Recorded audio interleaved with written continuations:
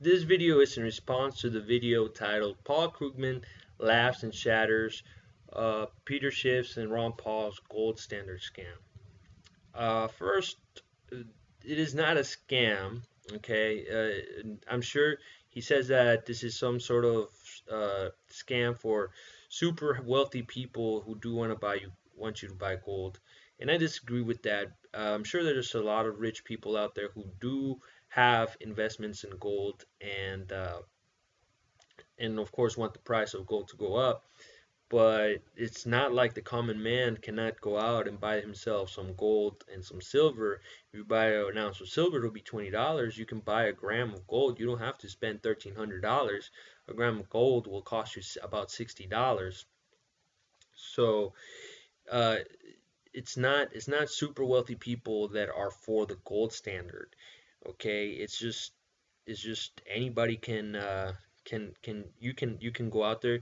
You can be a frugal person and you can buy yourself some gold, some silver, and you can also save some cash, right? Because nobody really knows what's going to happen. If pigs were to fly and the Federal Reserve was to say, "That's it, we're shutting down the printing presses," and if there's all the money that's out in the economy right now, that's all you guys have to work with, and you have cash, then the purchasing power of cash will go up.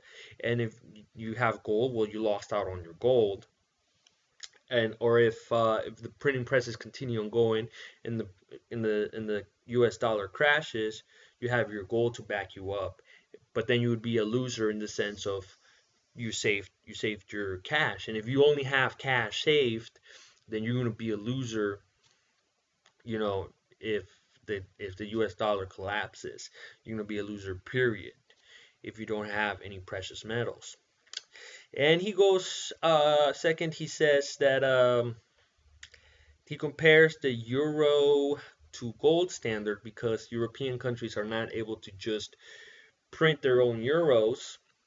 They have to borrow money just like you and I. And then he says that that's why that system is flawed, and that's why gold is flawed because we're not able to just print gold out of thin air. And the truth is that the European countries are in trouble because they spend too much money, just like you and I can go to the bank, borrow too much money, and not we're not going to be able to service it. Either we're going to have to default or we're going to have some cutbacks in our household, and that's what's going on in the European countries. It's not the euros, you know, problem. I mean, just like you getting into too much debt is not really Wells Fargo's, fault, and it's just like you being fat is not McDonald's fault. Like McDonald's is gonna sell you as many cheeseburgers as you want, and and and that's where the bank and McDonald's, differentiate, because the bank is just not gonna lend you a bunch of money. They're able to see how much credit you have out, how much available funds you have in credit, how much available funds you have in credit cards and lines of credits, and how much you owe on your mortgage. And they're not going to lend you. They're not going to lend to you if you have too much debt, because your credit score will go down. And they're able to see all of that stuff. And that's where a bank and McDonald's would differentiate.